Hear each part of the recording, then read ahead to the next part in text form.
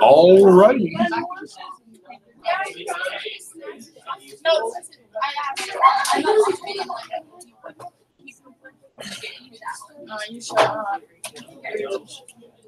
I didn't slay. Way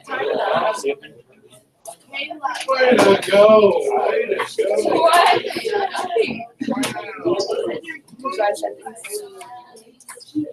All right, good afternoon, everybody. Thank you for the response. Hey, quiet down. Okay, you should have questions out from yesterday. We want to finish those up. And if I remember right, we were just about through Roman numeral 5 on the back. Am I right on that? Yeah. And what is the last one that we did get through? So we got through 14th Amendment. What? We're ready for it.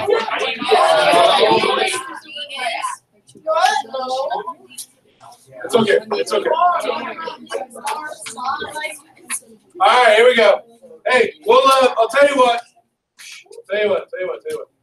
We'll take a second here. We'll make sure that we're all on the same page. But I need, I don't know, 15, 20. We'll be done with this. Like always, we will turn these in for a grade. So make sure that when I'm done, I'll open up for questions or for anything that you feel like you wanted me to elaborate on again, and we'll get you good ready. Now, yesterday we started talking about Reconstruction. War had come to an end. We've entered into this process, and I think that's a good word to describe this as process. It's not going to be an overnight thing. It's going to take several years if we hope to actually be able to piece this country back together. But what we saw is that there's two big issues that this country has to deal with before we can move forward. Number one, how do we bring the country back together? How do we bring states that broke away, that seceded from this country, back in as part of it? And secondly, we have hundreds of thousands of freed slaves now. What are we going to do for them? And when you came into class, I don't know how many of you actually looked up onto the screen, onto the to-do slide that I had up there. But that's going to be, I think, a big question that we need to tackle today. All right, beyond freedom, what do these freed slaves expect? What do they want? What do they deserve beyond just being given freedom? Now, yesterday we started looking at the different phases that this process is going to run through, and we started by looking at presidential Reconstruction and which U.S. president is the one that will be in charge of this particular phase. All right, so Andrew Johnson. Andrew Johnson. We got to be clear on that because we will have another President Johnson at some point. So Andrew Johnson. And how can you, in one word, how would you describe President Andrew Johnson's plan for reconstructing this country? One word. Fail. Fail. Okay. Another word. Okay. Yeah. Wrong. You Tim. That's kind of what I'm wondering is do we see this as coming across as really lenient? I think we were all in agreement that it absolutely was probably way too lenient. So then we started talking about radical Reconstruction, which is where Congress is going to take over. And we met a few of the leaders yesterday, and then we started looking at examples of radical Reconstruction as it's going to play out. Okay? So we talked about this. The Senate, the House of Representatives, quite literally locks the door, will not let Southern congressmen who have just been newly elected to come in and serve. We also talked about the Freedmen's Bureau. This is a group that is going down south. It's a government agency, and their job is to provide whatever necessary for freed slaves to be able to advance in life. If it's education, a lot of slaves, most slaves, do not even know how to read or write. So there are freedmen schools that are helping to teach those things. there's some schools that are opened up to teach trade skills so that you can go and you can get another job besides just farming. All right, and then I talked yesterday about the 40 acres and a mule, that is kind of the slogan that gets associated with the Freedmen's Bureau. That is the promise being given to freed slaves, that the U.S. government is going to give you 40 acres of farmland and a mule to help you farm. Okay? So then we were ready for this. Okay?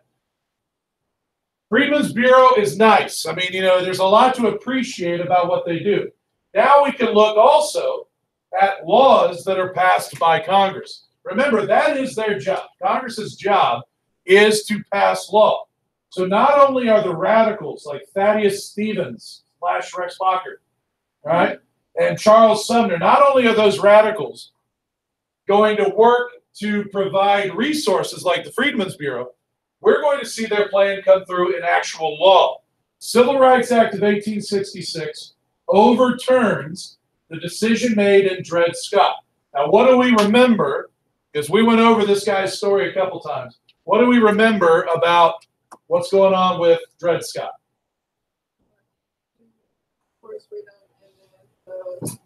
Supreme Court. And why would they not even listen to us? And because of that, he was not considered to be bingo, right? So if you didn't hear Gabby, she explained it very well. Dred Scott is a slave.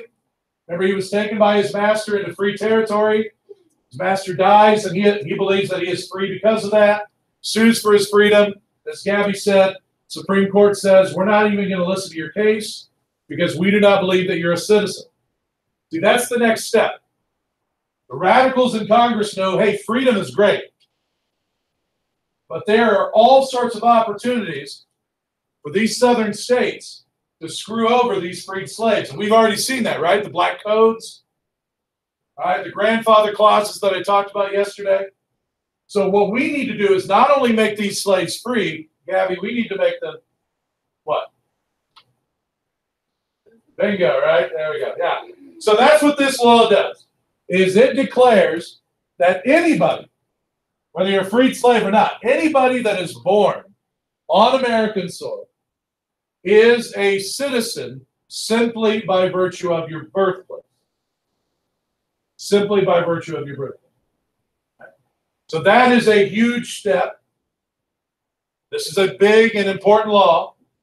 The radicals are going to then take this one step further because they believe, look, laws can be changed.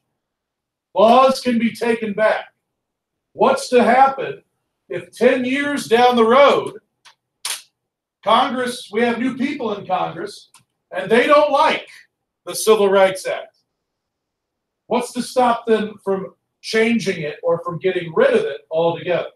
So they decide right then and there to take the next step and actually pass an amendment to the Constitution that says basically the exact same thing.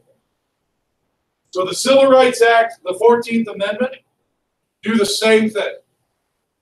Declare anybody born on American soil is a citizen of the United States.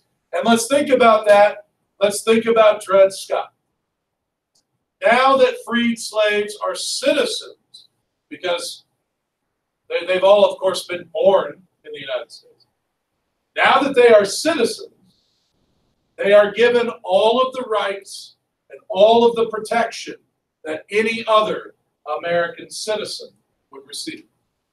This is a huge, huge step for freed slaves, and actually giving them something that they desperately need. But I want to point out something here. It's the last words on the screen. Southern states are going to have to ratify this in order to get back in, become part of the United States. So the radicals, if you haven't figured it out yet, are going to take Andrew Johnson's plan and throw the trash. Not only now do you have to pass the 13th Amendment. By the way, that was very dramatic. Yeah, right. I'll work on it. But now, we're adding extra checks, right? Extra checks to the list. South Carolina, if you want to come back in, Yeah, you still have to ratify the 13th, but now we're also going to require you to ratify the 14th. Now, this is a big deal, folks. The 13th was not. States like South Carolina had already, I said this yesterday, had already come to grips with the idea that slavery was over. So they didn't mind necessarily ratifying the 13th. But there's a big difference between saying slaves are free and saying slaves are equal. That's a totally different story. And these southern states are not going to be so excited about doing that. In fact, across the South, with very few exceptions, southern states start to dig their heels in. No, we will not do this. All right? We have already lost the war. We've lost our slaves. We are not going to go so far as to call these slaves equal to us. And I think that idea was just nonsense in their minds. So they start to dig their heels in. And most of these states refuse to ratify the 14th. And so Congress says, all right, bring it. And they pass a last law. This is letter D. Reconstruction Act of 1867. Listen, South, if you don't want to pass the 14th, if you don't want to ratify it, here's what we'll do. We will remove you as a state. You are no longer a state. Instead, we are going to make you a military district, which means that we're going to, in some cases we'll have one state, some cases we'll group a couple of states together, but you are now under the authority of a military governor, and we are going to send troops armed to the teeth down to your districts, and we are going to make sure that you are not screwing over free slaves. At the end of a gun, we're going to make sure. So Texas doesn't exist. Louisiana doesn't exist. They are merely military district number 5. This is martial law, if you have ever heard of it, where the army controls the game. All right, so imagine, it's not enough, it's not so far as to say it's like, Hunger Games or something, okay? We don't have, tributes being sent to Washington, D.C. Right? But these are not states any longer. They are simply part of a military district with troops down there walking through your towns, walking through your villages with guns, making sure that you're treating African Americans the way they should be treated. And the message is clear. Look, Texas, if you don't like it, ratify the 14th Amendment. Otherwise, the troops will stay. I don't know if you guys can see the years up there on that map. Some of those states, a lot of those states are going to ratify the 14th. That's what those years represent. The year in which those states ratify the 14th Amendment. Some of those states like Alabama are going to do that almost immediately. But look at Texas. Look at Virginia. Look at Georgia. It's going to take them 3 years to finally just deal with it and ratify the 14th. What does that mean? That means that there will be federal troops in those states for the next 3 years.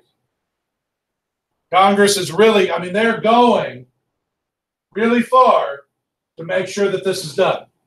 So think about that, and I think you can answer the question that was back on the front. We can answer that together. What is the big difference between President Johnson's plan and what Congress is putting forward? How would some of you answer that? Yes, Bob.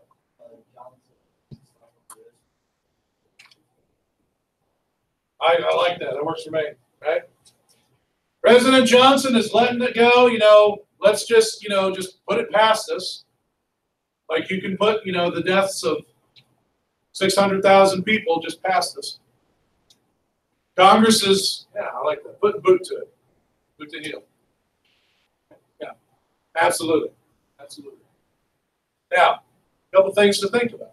If you're up north, what do you think a lot of the Northerners are going to think about the congressional plan? Like it? Not? What? I think a lot of Northerners are perfectly fine with it. I think a lot of Northerners are okay with it.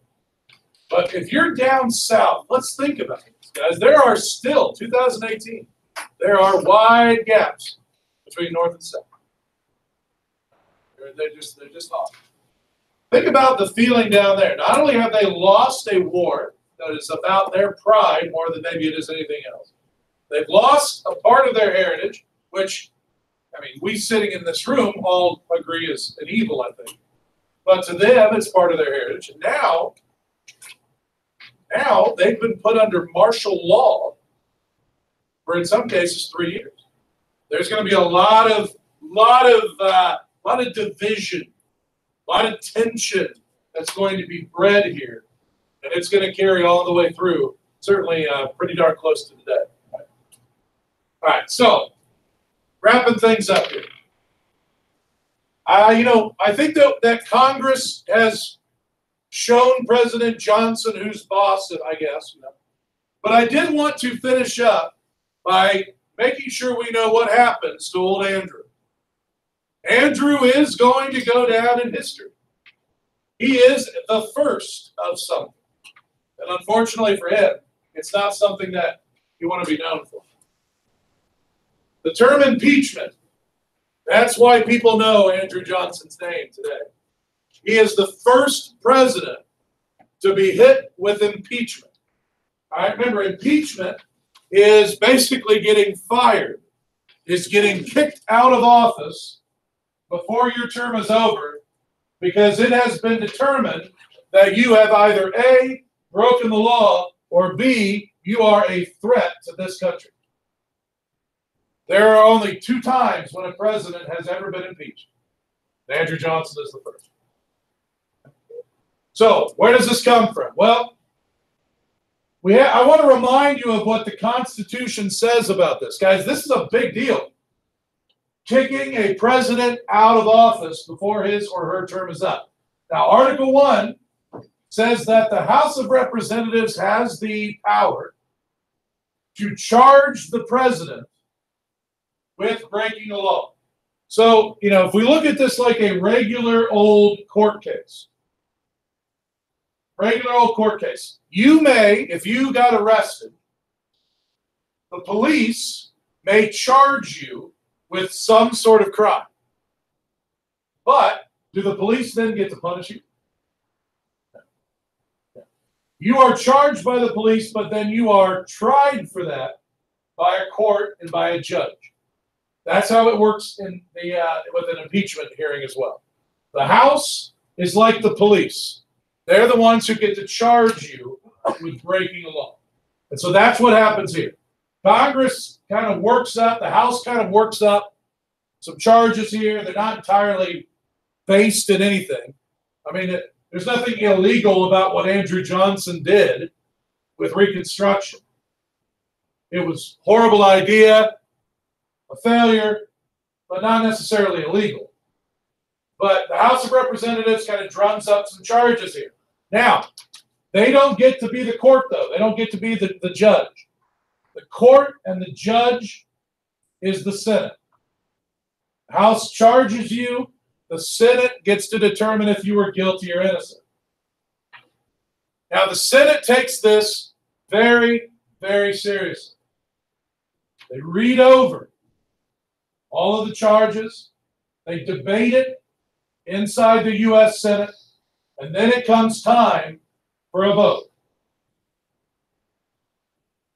So when it comes time for a vote, they end up with a tie and 1 vote left. And that 1 vote is a senator, a young guy, a senator from Kansas named Edmund Ross. And Edmund Ross described it that when he walked up to cast his vote on this, he had all of these senators who had voted to convict President Johnson and kick him out. He had all of them staring at him. And then he had all of these other senators who believed that Johnson should be let go to finish out his term, staring at him on the other side. He's got real pressure. Edmund Ross described it when he went out to cast his vote. He described it as saying, quote, I felt like I was staring down into my own grave. I mean, it really is a lot of pressure. However he votes, we are either going for the first time in our history to kick out a U.S. president, or Johnson gets to stick around. Edmund Ross voted for Johnson to stick around. Johnson is let go, goes free, finishes out his term as president, and as they say, the rest is history. But Ross had to make that decision, and I guarantee you that he lost a lot of friends when he made that decision. Rachel? I probably already asked. There you go. That's a good question. No. Now, if you get impeached, you have to leave office. If you get convicted of impeachment, you have to leave office. But then in terms of going to jail, you would have a separate trial, a criminal trial, to determine whether or not you would go.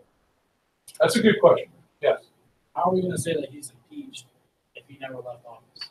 He was impeached. He just wasn't convicted. It's like saying, so-and-so was accused. O.J. Simpson was accused of killing his wife. Yeah. Impeachment is being accused of a crime, but it's not conviction. No, the only other president who actually got impeached was Bill Clinton. He did not get convicted either. So, same boat as that, Andrew Johnson. The only president that would have gotten convicted was Richard Nixon, but he resigned before he could be impeached because he knew that he was going to get convicted. I'm leaving office one or another. Might as well keep on. That was Nixon. Somebody else had their hand up with a question. Yes. Oh, what didn't he do? Nixon was a trip. Yeah, we'll talk about Watergate next semester, but the short version of it is that he didn't necessarily order these 5 guys to do it, but he knew that it was going on. These 5 guys broke into the Democratic headquarters to steal information. And have you ever seen Forrest Gump? Yes. This is Forrest Gump discovers them as he's eating that ice cream sundae. He calls. He says, "The power must be out. There's a bunch of these guys are running around with flashlights." And obviously Forrest Gump didn't do that, but yeah, these 5 guys get caught, and everything kind of leads back to Nixon. He was implicated in that, so he absolutely would have gotten convicted. All right, Daniel, you had a question. Yeah. All right, so before we move on, guys, look front and back here. Any of these questions that you missed or that you need me to take a second more on with Caleb? I didn't hear you. Who puts the president on trial? The House of Representatives. All right, any others? The Senate, then. House puts you on trial. The Senate actually. Yes. Daniel?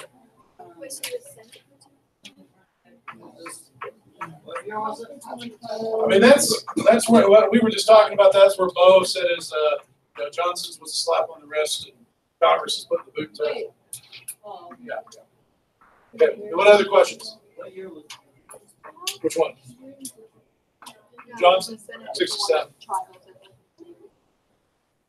Any other questions? Who's in charge of radical reconstruction? Congress. What? Well, somebody asked what was somebody's name. Okay, we must have a handle back there. Anything else? Okay, so look, hey, we are done with these. We are not done with class. Okay. What I'd like to do with the time we have left today, and then we'll carry this over into tomorrow as well, is I want to go back to this question of what can we do for these freed slaves? Now, I'm hoping that you guys noticed this. The congressional plan did a lot, or at least tried to, for freed slaves. Through the Freedmen's Bureau, these different laws, the 14th Amendment, they are all designed to help out a freed slave. And I think that it's an important question for us to ask. Okay? What do these freed slaves, what do they expect now that they are free? What do they want? What do they need? What do they deserve? Now, I could sit and I could continue the lecture, or I could let us hear those things from the voice of someone who actually lived through it. So what we're going to do in the next 2 minutes is we're going to collect your key questions. One person at the table is going to turn them in the basket. Please make sure your name is on it. And while that is going on, I'm gonna send around some of the words of this guy over here behind Bo. We're gonna spend some time with Fred Douglass.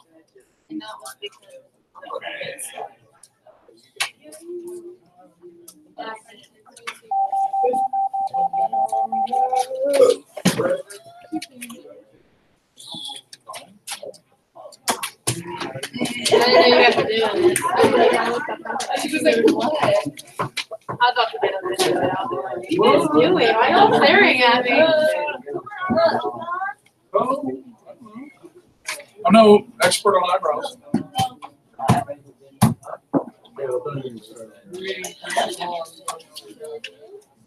No, I didn't. Taylor, you're on.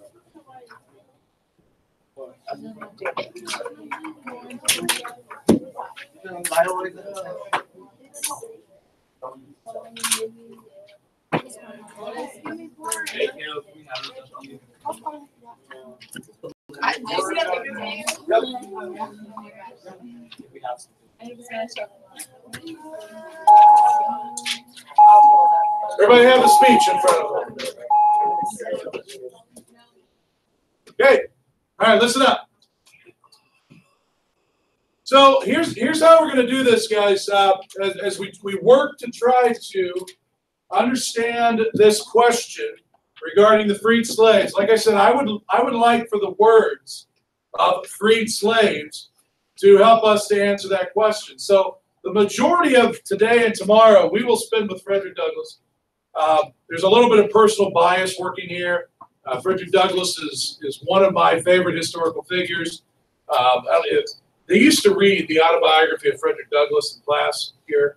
I don't know if you guys still do that, but it's an exceptional read. It's very short. It's very genuine. It probably did more for me to try to get me a little bit of insight, empathy into the realities of being a slave in the United States. It's just exceptionally well written. He's going to be the biggest voice. But tomorrow, we're also going to read a letter from a freed slave named Jordan Anderson. And, out of all the primary documents that I've given you in this class, or I've put up on board or whatever, it's maybe my favorite. Because just as a quick preview for Jordan Anderson, after the war was over, he moved with his family of other freed slaves to Ohio. And his old master ended up almost losing his farm because nobody would work for him. And so his master wrote a letter to his old slave and said, would you please come back and work for him? And Jordan Anderson writes him back one of the most wonderfully sarcastic, vengeful messages. I don't know. It's just dripping with, seriously? You enslaved me, and now you want me to come back and work for you. That's a hard no, all right? But he doesn't just be like, what I probably would have done. I would have probably written 2 words on a napkin and mailed it back. Screw you. He writes this wonderfully sarcastic. We're going to read that tomorrow. Script. But before we get to that, let's start with Frederick Douglass. Now, how many of you have at least heard of the name Frederick Douglass? Yeah, I think Frederick Douglass is one of those names that people have heard of. There's a picture of him up there behind Bo. Got a couple of other photographs of him behind me at different stages of his life. Let me give you a little background on Fred Douglass in case you don't know about him. Frederick Douglass was born a slave in Maryland. His name when he was born was Frederick Bailey. And when he escaped and ran, he eventually took on the name Douglass, Frederick Douglass. His mother was a slave. He never found out 100% for sure who his father was, but he is, to his dying breath, he was 99% sure that his father was his master. And that happened quite often, where the master would, So he's almost fairly certain that that's who his dad was. He tried 3 different times to escape, was successful on the 3rd time. Says he starts getting involved in abolitionist groups, becomes very radical. And I think he's speaking from an experience why he would be a radical for abolition, end it now at all costs. And then he becomes a speaker. I mean, that's from 1850 all the way until his death in 1880s. I mean, he's a speaker, speaking out against the evils of slavery, and then after the Civil War, speaking out for civil rights for African Americans. One of the speeches that he gave, very famous one, he gave in Pendleton, Indiana. And I talked about this earlier in the class. And when he gives that speech, if you remember, he is attacked by a mob, and he is beaten almost within an inch of his life. Luckily, some of his supporters were able to pull him off the stage. He almost died in Pendleton. But he lived, healed, went back out, started speaking again, and he actually came back in, it was 1880, actually, came back to Indy and gave a speech. And when he gave the speech, he basically said, you almost got me. Nice try. It didn't get me. Okay, I kind of like that. But anyway, what I've given you guys is one of the speeches that he gave. It's actually pretty short. But what had happened for this speech is that on July 5th, 1852, this is before the Civil War, there is a group in Rochester, New York, that is called the Ladies Sewing Circle of Rochester, New York.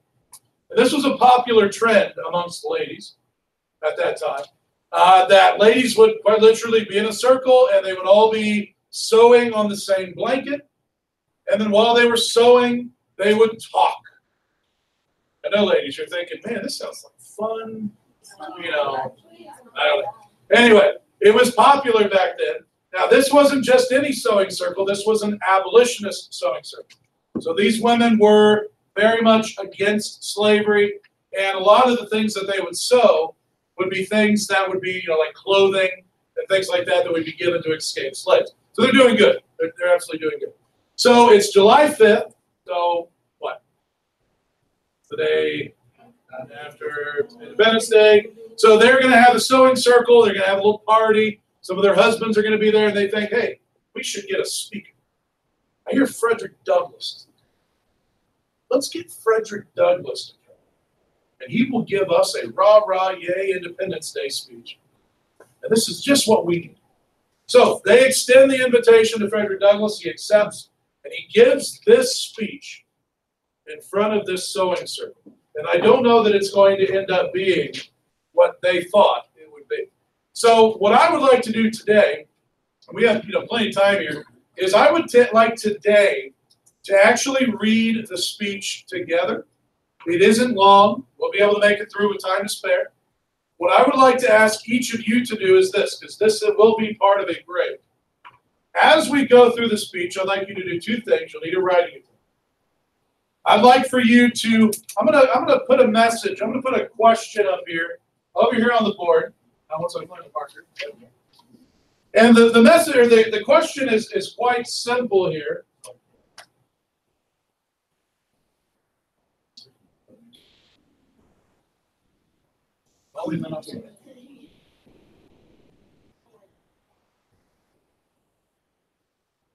Okay, so here is our big question. What is Frederick Douglass trying to say?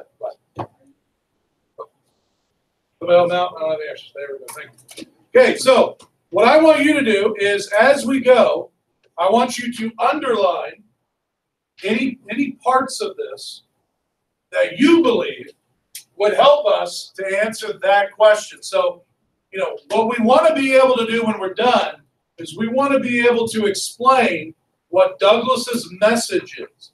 So as we go through, underline any of the lines, any of the passages that you think would help us to answer this question.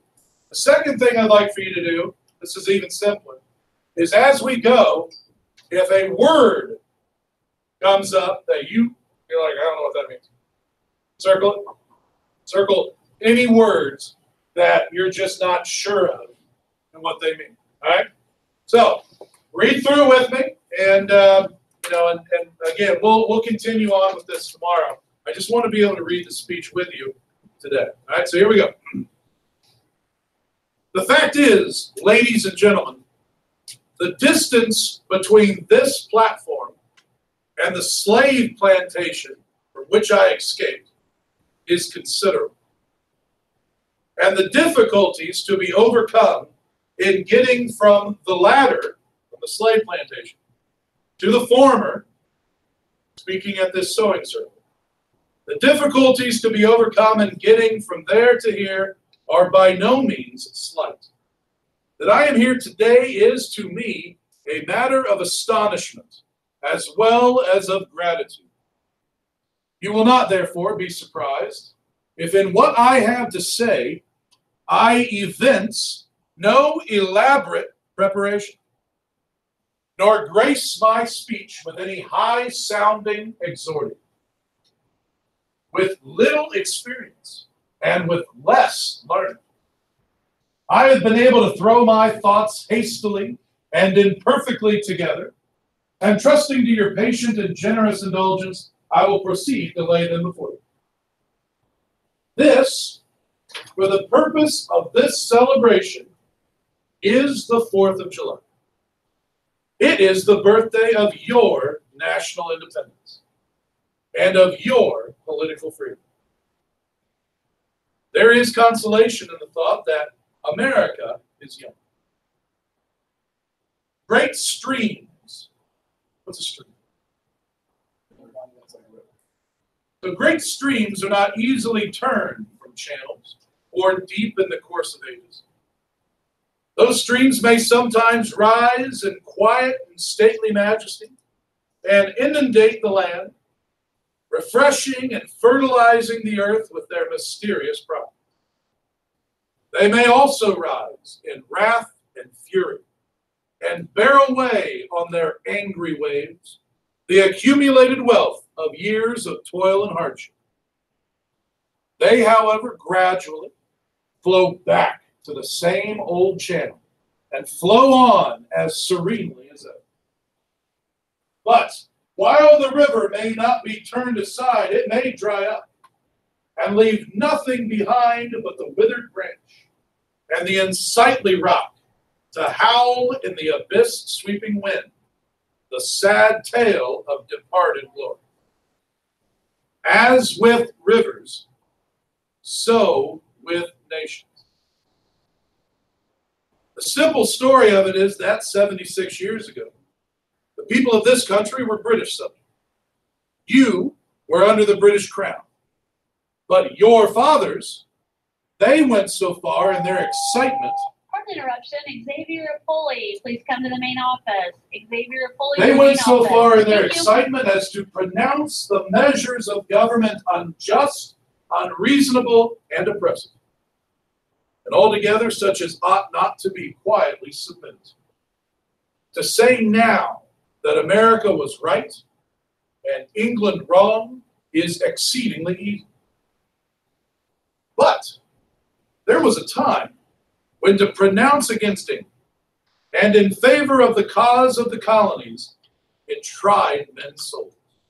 On the 2nd of July, 1776, the old Continental Congress, to the dismay of lovers of ease and worshipers of property, in the form of a resolution, and it may refresh your minds and help my story if I read it. Quote, resolved that these united colonies are and of right ought to be free and independent states, that they are absolved from all allegiance to the British crown, and that all political connection between them and the state of Great Britain is and ought to be dissolved. Citizens, your fathers made good that resolution. They succeeded, and today you reap the fruits of their success. The freedom gained is yours, and you, therefore, may properly celebrate this anniversary. The 4th of July is the first great fact in your nation's history, the very ring bolt in the chain of your yet undeveloped destiny. Anybody picked up which word I keep? You think he put that in there on purpose? Yes. I think he did. Here, it's about to get real. What to the American slave is your 4th of July? I answer. It is a day that reveals to him, more than all other days in the year, the gross injustice and cruelty to which he is the constant victim. To him, your celebration is a sham. Your boasted liberty an unholy license. Your national greatness a swelling vanity. Your sounds of rejoicing are empty and heartless. Your denunciations of tyrants are brass-fronted impudence. Your shouts of liberty and equality are hollow mockery. Your prayers and hymns, your sermons and thanksgivings, with all of your religious parade and solemnity, are to him mere bombast, fraud, deception, impiety, and hypocrisy. A thin veil to cover up crimes which would disgrace a nation of savages. There is not a nation on earth guilty of practices more shocking and bloody than are the people of these United States at this very hour. Those ladies at that sewing circle are probably losing their mind.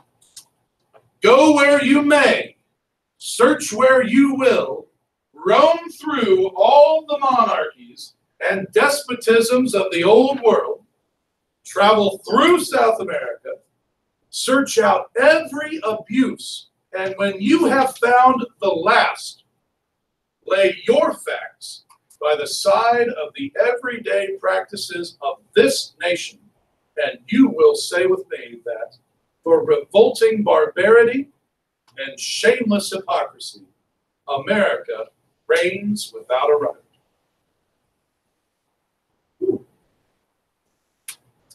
So that last little paragraph, I'm going to turn over to you guys and let you read that on your own.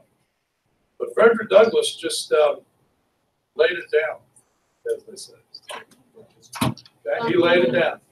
But remember, this is a slave speaking from the perspective of the slave. So with the time that we have left, and we've got about 8 minutes, I want you to finish out reading that last paragraph. If it helps, read it aloud yourself. And then tomorrow, this needs to be back here. If you're worried about losing it, put it in the basket with your name on it. All right? But take the time we have left. Read that last paragraph. Same thing. Underline the passages that you think stand out to help him to send his message. And, then we're going to kind of break this down a little bit and take it for its individual pieces tomorrow. And then we'll compare it to that Jordan Anderson letter, which is actually going to be produced after the war.